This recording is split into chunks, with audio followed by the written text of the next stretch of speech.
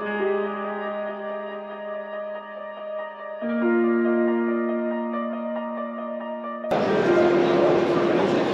Michel. Bonjour. Ça va? Ouais, toujours en forme comme d'habitude. Super. Alors, le salon, comment ça se passe? Eh ben écoute, il y a du monde.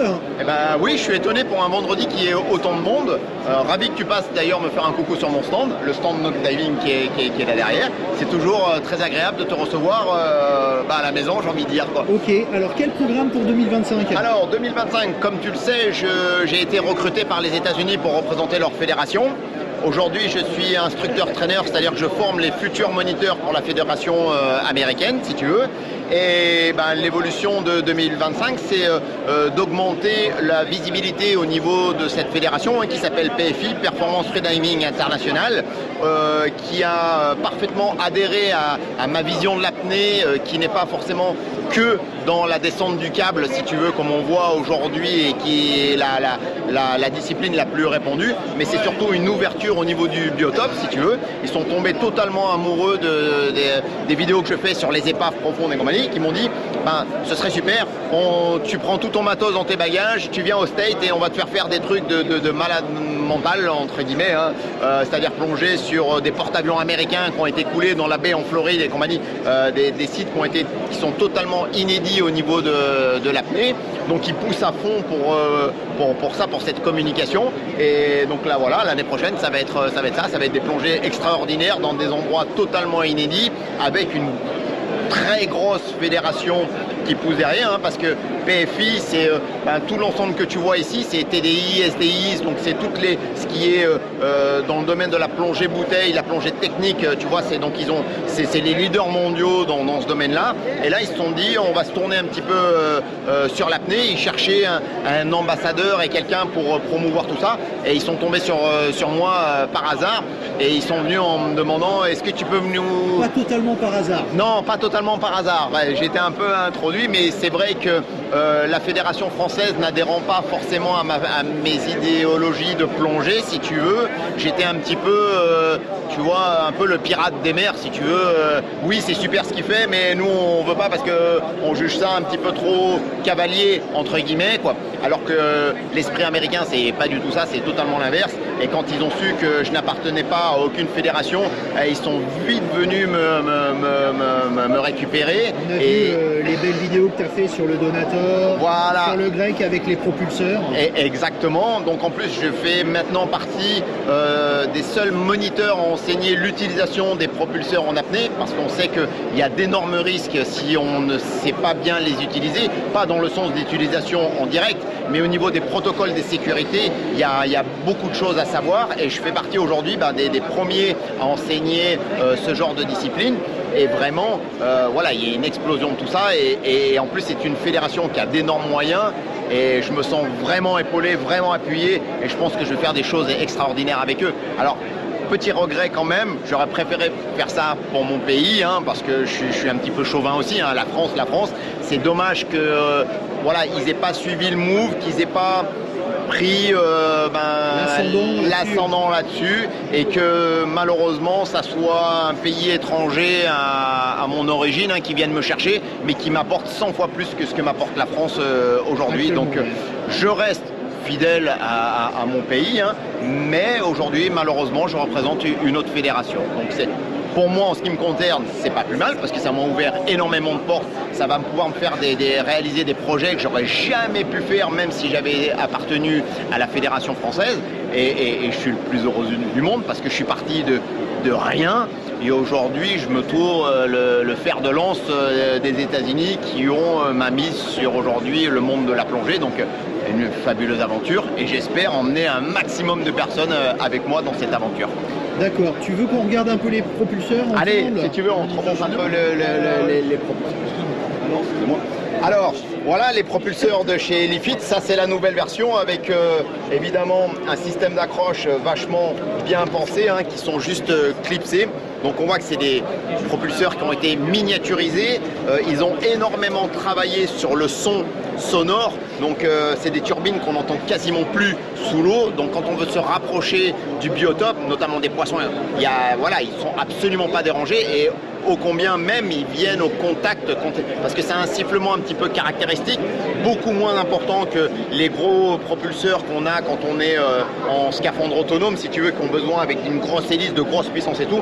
Là, ça dégage une puissance monumentale. Je leur ai même dit, parce que je suis partenaire donc, de chez Helifit, je leur ai même dit, je pense que pour l'usage de l'apnée, c'est peut-être même un peu trop puissant. Hein, si les gens ont tendance un peu à abuser de la gâchette, ils peuvent se faire mal. Ce serait bien de réduire un peu la puissance, mais voilà, une turbine excessivement performante, très silencieuse, avec une autonomie aujourd'hui, le progrès des batteries, il est monstrueux, quoi. Et surtout, voilà, hyper facile. On prend ça, on clipse à la ceinture et c'est parti, quoi. Il n'y a plus aucune raison de ne pas prendre ça. Ça demande juste une ceinture, il n'y a même plus besoin d'avoir des sangles autour des cuisses. Donc une aisance, une mobilité au niveau des cuisses. Voilà, c'est l'arme ultime de demain. Moi, aujourd'hui, c'est devenu mon outil de travail. C'est devenu indispensable pour moi pour visiter une épave, parce qu'avant, je descendais sur l'épave, je faisais beaucoup moins de distance qu'avec ça. Avec ça, aujourd'hui, en une apnée, j'arrive à faire la totalité d'une épave qui fait 100 mètres de long, quoi. Et on parle à des profondeurs de 45 mètres, quoi.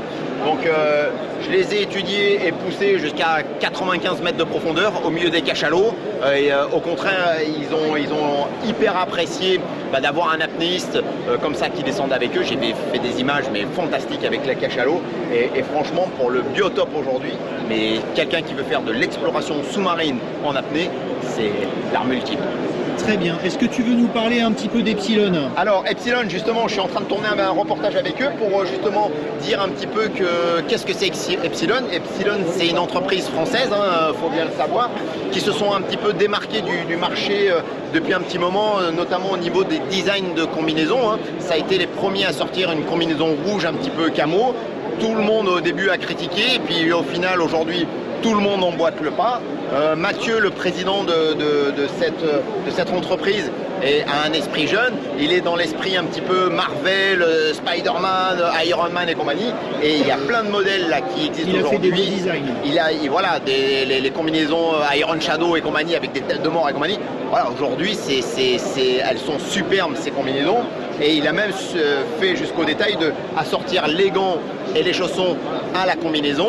Et jusqu'à maintenant, c'était réservé si tu veux, à un public de chasseurs, mais ils se sont adaptés au monde de la bouteille avec notamment les nouveaux matériaux au niveau des néoprènes. Avant, on avait un souci au niveau des néoprènes qui s'écrasaient vachement avec la profondeur, qui avaient du mal à revenir à leur taille d'origine. Et aujourd'hui, avec les matériaux de maintenant, on peut se permettre de faire de la plongée bouteille. On est comme habillé dans un pyjama, parce que ces combinaisons, au niveau de la qualité des néoprènes, quand on l'enfile, on se dit mais c'est pas possible, je suis en t-shirt ou un truc comme ça. Fini les combinaisons, on rentrait dedans, on était comme ça. Et l'avantage de ça, c'est qu'aujourd'hui, on peut monter en termes de millimètres, c'est-à-dire d'épaisseur de la combinaison, sans être pénalisé au niveau de l'aisance. Et aujourd'hui, voilà, là, les nouvelles combinaisons de 2025 qui vont sortir, elles sont encore juste fabuleuses. Et comme je le disais tout à l'heure, aujourd'hui, ils touchent aussi un autre public, notamment la plongée bouteille. Et ils sont en train d'adapter des nouvelles combinaisons avec notamment des poches sur les côtés, parce que comme tu sais, en plongée bouteille, on utilise beaucoup d'accessoires comme des parachutes et des trucs comme ça pour se matérialiser. Ils sont en train justement de développer des combinaisons pour la pratique de la plongée bouteille. Et du coup, beaucoup de plongeurs bouteilles se disent mais attends, ces combinaisons, on a l'impression d'être en pyjama, en plus elles ont des poches, hein. Donc il y a un marché énorme à prendre. Ils sont en train de se spécialiser aussi, comme tu le sais, moi qui suis apnéiste, je m'entraîne régulièrement à côté, hein, donc je fais énormément de trek, de course à pied et compagnie, et je suis en partenariat avec justement des organismes qui vendent des chaussures et ce genre d'accessoires. Et il s'avère qu'il y a une grande démocratisation aujourd'hui de la pratique du longe-côte. Alors le longe-côte, c'est quoi? Ce sont des personnes jeunes ou d'un certain âge qui enfilent une combinaison et qui marchent pendant longtemps, qui longent la côte en marchant dans l'eau. Et en fait, on s'est aperçu que ça avait beaucoup de bienfaits pour le corps. Le travail de l'équilibre, le travail des muscles, le fait d'évoluer, de pousser un liquide pendant qu'on marche, ça crée du sport.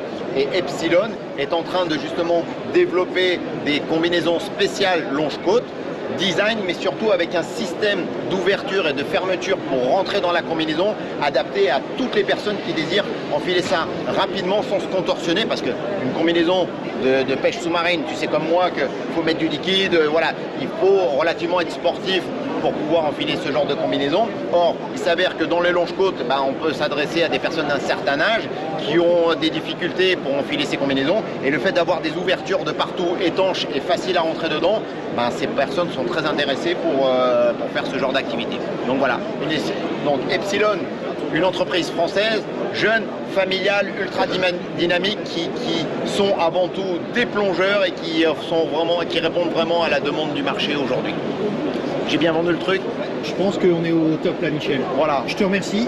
Avec grand plaisir. Encore meilleurs vœux pour 2025. Voilà. Et puis si tu veux venir un jour assister à une de mes plongées à bord du bateau pour faire un petit reportage sur une épave ou un truc comme ça, si tu ne te sens pas de descendre à 40, je te mets un bloc sur le dos et tu m'accompagnes, on se fait une plongée ensemble. C'est gentil. Ok. C'est retenu. Merci. Allez, Michel. Je t'en prie. Merci à toi. À bientôt.